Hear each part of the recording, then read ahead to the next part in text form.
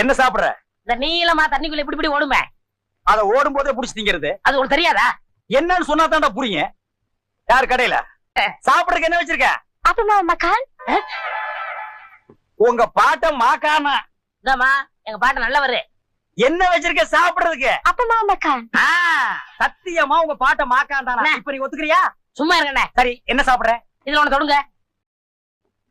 அப்ப மீன் தான். அப்ப மீன்னா இப்ப மீன் வேண்டாமா? இப்போ மீன் தானே.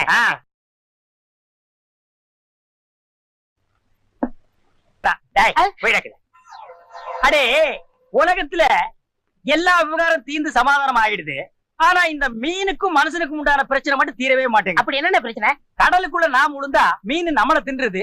அது கரையில வந்து உளுந்தா அதை புடிச்சு நாம தின்னுடுறோம். இந்த தத்துவத்தை நான் எங்கன்னே போய் சொல்றது? எப்படிடா சொல்லுவ? அதான் வாய